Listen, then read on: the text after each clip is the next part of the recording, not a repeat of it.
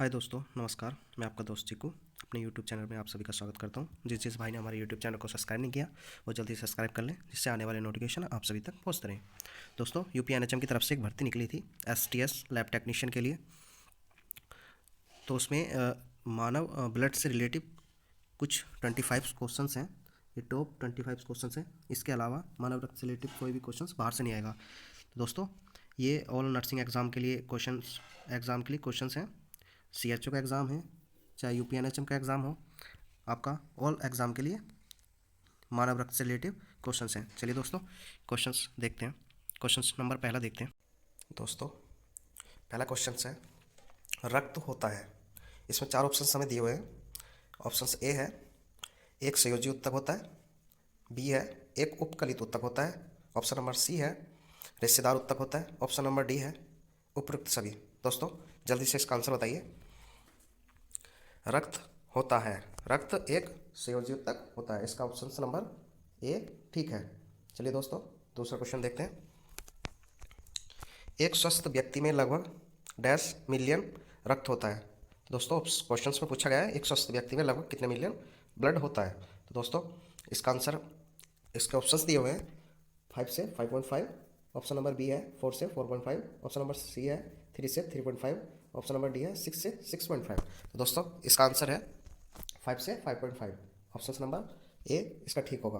Options, कभी कभी options 5 से 6 भी आ जाता है, तो वो भी ऑप्शंस ठीक होता है। चलिए दोस्तों, तीसरा क्वेश्चन देखते हैं। तीसरा क्वेश्चन है, मानव रुधिर का पीएच मान होता है। दोस्तों, ये मोस्ट इंपॉर्टेंट क्वेश्चन है। मानव रुधिर का पीएच मान होता है। ऑप्शंस दिया हुआ है इसमें 7.2, ऑप्शन बी है 7.8, ऑप्शन सी है 6.6, ऑप्शन डी है 7.4। तो दोस्तों, मानव रुधिर का जो पीएच मान होता है 7.4 होता है, तो इसमें ऑप्शन डी ठीक है। दोस्तों, ये मोस्ट इंपॉर्टेंट क्वेश्चन है, इसको आप ध्यान से देख लेना, काफ़ी बार एग्जाम में आया हुआ है। और दोस्तों, एक क्वेश्चन और आता है, मानव मूत्र का पीएच मान कितना होता है। तो दोस्तों, उस वो 6 होता है। 6, ध्यान रखना दोस्तों, 6 होता है। चलिए क्वेश्चन 4 को देखते हैं। क्वेश्चन 4 है, रक्त का शुद्धिकरण कहाँ पे होता है। दोस्तों, ऑप्शन ए है फेफड़े में, ऑप्शन बी यकृत में, ऑप्शन सी किडनी में, या ये सभी। तो दोस्तों, आपको बताना चाहेंगे। दोस्तों, सबसे पहला फेफड़ा, फेफड़े में भी रुधिर का शुद्धिकरण होता है, यकृत में भी होता है, किडनी में भी होता है। तो इसका आंसर है ये सभी। इसका डी ऑप्शन ठीक है। चलिए दोस्तों, क्वेश्चन नंबर 5 देखते हैं। 5 है, मानव शरीर में खून के शुद्धिकरण की प्रक्रिया को कहते हैं। ऑप्शन ए है डायलिसिस, ऑप्शन बी है हिमोलिसिस, ऑप्शन सी है ऑस्कोमोलिसिस, ऑप्शन डी है पैरालिसिस। तो दोस्तों, इसमें ऑप्शंस ए ठीक है। आपने सुना होगा डायलिसिस, डायलिसिस के बारे में सुना हो, जिससे ये मशीनों द्वारा ब्लड का शुद्धिकरण होता है। आपके शरीर में मशीनों द्वारा ब्लड का शुद्धिकरण हो रहा है डायलिसिस से। तो इसका ऑप्शन ए ठीक है। चलिए दोस्तों, क्वेश्चन नंबर 6 की तरफ चलते हैं। 6 है, मानव रुधिर में कोलेस्ट्रॉल का सामान्य स्तर है। ह्यूमन ब्लड का, ह्यूमन ब्लड में कोलेस्ट्रॉल का सामान्य स्तर है। ऑप्शन है 80 से 120 mg, ऑप्शन बी है 120 से 140 mg, ऑप्शन सी 140 से 180 mg, ऑप्शन डी है 180 से 200 mg। तो दोस्तों, इसमें जो राइट आंसर है आपका डी है, 180 से 200 mg में होता है। चलिए दोस्तों, क्वेश्चन नंबर 7 देखते हैं। क्वेश्चन नंबर 7 है, मानव में सामान्यतः निरंतर रुधिर शर्करा स्तर प्रति 100 मिलियन रुधिर होता है। तो ऑप्शन ए है 30 से 50 mg, ऑप्शन बी है 50 से 70 mg, ऑप्शन सी है 80 से 100 mg, ऑप्शन डी है 120 से 40 mg। दोस्तों, इसका आंसर है 80 से 100 mg। ऑप्शन नंबर सी इसका राइट आंसर है। चलिए क्वेश्चन देखते हैं 8वां। क्वेश्चन नंबर 8 है, वयस्कों में खाली पेट रुधिर ग्लूकोज स्तर mg/100 ml में होता है। तो दोस्तों, इसमें बताना है आपको। ऑप्शन है 200, ऑप्शन बी है 160, ऑप्शन सी है 100 और ऑप्शन डी है 60। तो दोस्तों, इसका आंसर जो है ऑप्शन डी आपका ठीक है, 60 होता है। चलिए दोस्तों, क्वेश्चन नंबर 9 देखते हैं। मानव में कुल रक्त आयतन में प्लाज्मा के प्रतिशत लगभग कितना होता है। तो दोस्तों, इसमें ऑप्शन दिए हुए हैं। ऑप्शन नंबर ए है 45, ऑप्शन नंबर बी है 50, ऑप्शन नंबर सी है 55, ऑप्शन नंबर डी है 60। दोस्तों, इसका आंसर है सी, 55 होता है। चलिए दोस्तों, क्वेश्चन देखते हैं 10। क्वेश्चन नंबर 10 है, मानव रुधिर ह्यूमन ब्लड प्लाज्मा में प्राय पानी की प्रतिशतता मात्रा में कितनी विभिन्नताएं होती हैं। तो ऑप्शन ए है 60 से 64, ऑप्शन बी है 70 से 75, ऑप्शन डी है 80 से 82, ऑप्शन डी है 90 से 92। तो इसका आंसर जो है दोस्तों 90 से 92 होती है। ऑप्शन नंबर डी ठीक आंसर है। चलिए दोस्तों नवा क्वेश्चन 10वां 11वां क्वेश्चन देख। क्वेश्चन से 11वां, वयस्क पुरुष में आरबीसी की सामान्य संख्या होती है दोस्तों।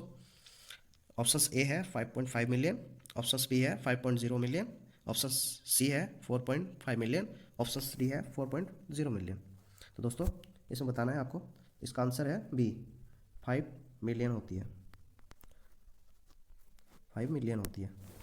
ठीक है दोस्तों, क्वेश्चंस देखते हैं। 12वां, एक किशोराय मनुष्य में सामान्यतः रक्तदाब कितना होता है। दोस्तों इसमें बताना है, ये पहला ऑप्शन है 120 से 90, ऑप्शन बी है 120 से 80, ऑप्शन सी है 140 से 90, ऑप्शन डी है 140 से 100। तो दोस्तों इसका आंसर जो ठीक है 120, ऑप्शन बी ठीक है 120 से 180, बीपी। मोस्ट इंपोर्टेंट क्वेश्चन है दोस्तों। क्वेश्चन नंबर 13 है, मनुष्य में रक्तचाप सामान्यतः कितना होता है। तो दोस्तों ऑप्शन दिया हुआ है, ऑप्शन ए है 120 से 90 होता है, ऑप्शन बी है 120/80, ऑप्शन सी है 140/90, ऑप्शन डी है 140/100। दोस्तों इसका आंसर बी सही है, 120/80। चलिए दोस्तों क्वेश्चन 14 देखते हैं। विकल्प फिल करना है। ये एक हल्के पीले रंग का गाढ़ा तरल पदार्थ है जो रक्त के आयतन का लगभग 55% होता है। तो दोस्तों ऑप्शंस दिए गए हैं, प्रद्रव्य, ऑप्शन बी है संगठित संरचना, ऑप्शन सी है रक्त समूह, ऑप्शन डी है रक्त स्कंदन। तो दोस्तों इसका आंसर ऑप्शन ए ठीक है, प्रद्रव्य।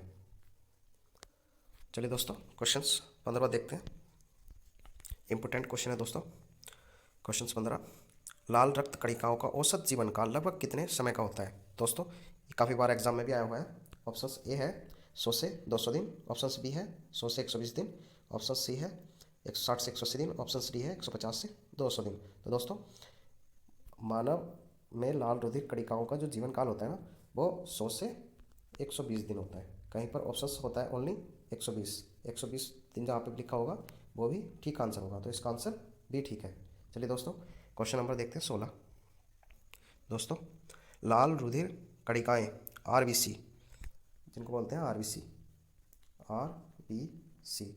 में बनती हैं। तो दोस्तों इसमें बताना है कहाँ पे बनती हैं। ऑप्शन पहला है नीली अस्थिमज्जा में, ऑप्शन बी है लाल अस्थिमज्जा में, ऑप्शन सी है श्वेत अस्थिमज्जा में, ऑप्शन डी है काला अस्थिमज्जा में। तो दोस्तों बात है लाल आरबीसी, लाल रुधिर कणिकाएं हैं। तो दोस्तों ऑप्शन इसका बी ठीक है, लाल रुधिर कणिकाएं लाल अस्थिमज्जा में ही बनती हैं, लाल अस्थिमज्जा में ही बनती हैं। चलिए दोस्तों क्वेश्चंस देखते हैं। निम्नलिखित में से कौन सा मानव शरीर के विभिन्न अंगों को ऑक्सीजन वाहक है। इसमें ऑप्शंस दिए गए हैं, लाल रक्त कोशिकाएं, ऑप्शन बी है श्वेत रक्त कोशिकाएं, ऑप्शन सी है प्लाज्मा, ऑप्शन डी है तंत्रिकाएं। तो इसमें ऑप्शन आपका ये ठीक है, लाल रक्त कोशिकाएं। चलिए दोस्तों क्वेश्चन देखते हैं 18वां, पुरानी और नष्ट प्राय लाल रक्त कणिकाएं कहाँ नष्ट हो जाती है। दोस्तों इसमें ऑप्शन दिए हुए हैं, पलीहा में, ऑप्शन बी है यकृत में, ऑप्शन सी है आस्य में, ऑप्शन डी है अस्थिमज्जा में। तो दोस्तों इसका जो आंसर है वो ऑप्शन ए ठीक है, पलीहा। दोस्तों याद रखना है ये ठीक आंसर है, कई बार क्वेश्चन आया हुआ है। दोस्तों क्वेश्चन नंबर 19 है, अधिक ऊंचाई पर मानव शरीर में लाल रक्त कणिकाएं की एक्टिविटी बतानी है, कैसी हो जाती है। ऑप्शन ए दे रखा है आकार में बड़ी हो जाती हैं, ऑप्शन बी है आकार में छोटी हो जाती हैं, ऑप्शन सी है संख्या में बढ़ जाती हैं, ऑप्शन डी है संख्या में घट जाती है। तो इसका ऑप्शन सी ठीक है, लाल रक्त कणिकाएं अधिक ऊंचाई जाने पर उनकी संख्या बढ़ जाती है, ऑप्शन नंबर सी ठीक है। चलिए दोस्तों क्वेश्चन 20वां देखते हैं। क्वेश्चन नंबर 20 है, पट्टियाणु प्लेसेंटा का दूसरा नाम क्या है। इसमें ऑप्शन पहला दिया है लुकोसाइट्स, ऑप्शन बी दिखा है रक्ताणु, ऑप्शन सी है पट्टी काड़ू प्लेसेंटा इसको बोलते हैं। ऑप्शन डी है थ्रोम्बोसाइट्स। तो इसका आंसर डी इसका ऑप्शन ठीक है। डी ऑप्शन इसका ठीक है, थ्रोम्बोसाइट्स। चलिए दोस्तों क्वेश्चन 21 पर देख। क्वेश्चन नंबर 21 है रक्त में आरबीसी के बढ़ने में कौन सी स्थिति बन जाती है। दोस्तों इसमें बताना है कि रक्त में आरबीसी बढ़ने पर कौन सी स्थिति बन जाती है। तो पहला ऑप्शन बताया हुआ है एनीमिया हो जाता है। ऑप्शन बी बताया हुआ है हेमोफीलिया हो जाता है। ऑप्शन सी पॉलीसाइटोथीमिया हो जाता है। ऑप्शन डी है लुकीमिया हो जाता है। तो ऑप्शन इसमें ऑप्शन सी आपका ठीक है, पॉलीसाइटोथीमिया हो जाता है। चलिए दोस्तों क्वेश्चन 22 देखते हैं। हीमोग्लोबिन क्या है। दोस्तों इसमें बताना है हीमोग्लोबिन क्या है। ऑप्शन ए है प्रोटीन है। ऑप्शन बी है कार्बोहाइड्रेट। ऑप्शन सी है वसा। ऑप्शन डी है विटामिन्स। तो दोस्तों हीमोग्लोबिन प्रोटीन्स है, प्रोटीन्स आपका ए ठीक है। चलिए दोस्तों क्वेश्चन नंबर 23 देखते हैं। हीमोग्लोबिन निम्नलिखित में से किसका महत्वपूर्ण घटक है। दोस्तों इसमें बताना है हीमोग्लोबिन निम्नलिखित में से किसका महत्वपूर्ण घटक है। तो पहला ऑप्शन दे रखा है लाल रुधिर कणिकाएं, लाल रुधिर कोशिकाएं। ऑप्शन बी है श्वेत रुधिर कोशिकाएं। ऑप्शन सी है पट्टिकाणु। ऑप्शन डी है जीव द्रव्य। दोस्तों इसका जो आंसर है ए आंसर ठीक है, लाल रुधिर कोशिकाएं। चलिए दोस्तों क्वेश्चन देखते हैं 24। क्वेश्चन नंबर 24 है रक्त में हीमोग्लोबिन एक समिश्र प्रोटीन है जिसमें भरपूर मात्रा में पाया जाता है। तो दोस्तों क्वेश्चन में बोला जा रहा है कि रक्त में हीमोग्लोबिन एक समिश्रित प्रोटीन है, इसमें भरपूर मात्रा में क्या पाया जाता है। दोस्तों इसका ऑप्शंस दे रखे हैं लोहा। ऑप्शन बी है रजत। ऑप्शन सी है तांबा। ऑप्शन डी है स्वर्ण। तो आपको दोस्तों इसमें राइट आंसर बताना है। तो राइट आंसर है इसमें लोहा। हीमोग्लोबिन रक्त में एक सुमिश्रित प्रोटीन है जिसमें लोहा प्रचुर मात्रा में पाया जाता है। और लोहा हमें कहाँ से प्राप्त होता है दोस्तों, लोहा हमें कहाँ से प्राप्त होता है। तो लोहा हमें पालक से प्राप्त होता है। ठीक है दोस्तों, पालक से प्राप्त होता है। पालक खाने से हमें पालक भी खाना चाहिए। ठीक है दोस्तों क्वेश्चन नंबर लास्ट हमारा 25वां क्वेश्चन देखते हैं। दोस्तों हमारा लास्ट क्वेश्चन है 25वां रक्त धारा में ऑक्सीजन ले जाने वाला प्रोटीन्स कौन सा है। प्रोटीन्स के बारे में पूछा गया है यहाँ पर, तो कौन सा बताना है आपको। पहला है ऑप्शंस कोलेजन। ऑप्शन बी है इंसुलिन। ऑप्शन सी है हीमोग्लोबिन। ऑप्शन डी है एल्बुमिन। तो इसमें आंसर आपका ठीक जो होगा दोस्तों ऑप्शन सी ठीक है, हीमोग्लोबिन। रक्त धारा में ऑक्सीजन ले जाने वाला प्रोटीन कौन सा है, हीमोग्लोबिन। हीमोग्लोबिन आंसर आपका ठीक है दोस्तों। दोस्तों ये क्वेश्चन 26 आप सभी के लिए, इसका आंसर आप बताएंगे कमेंट बॉक्स में। हीमोग्लोबिन की अधिकतम बद्धुता होती है। ऑप्शन ए दे रखा है ऑक्सीजन के लिए। ऑप्शन बी कार्बन डाइऑक्साइड के लिए। ऑप्शन सी कार्बन मोनोऑक्साइड के लिए। और ऑप्शन डी नाइट्रोजन के लिए। दोस्तों इसका आंसर आप कमेंट बॉक्स में बताएंगे। और आपको कोई भी क्वेश्चन में डाउट हो तो हमें कमेंट्स करके बता सकते हैं। Okay thank you.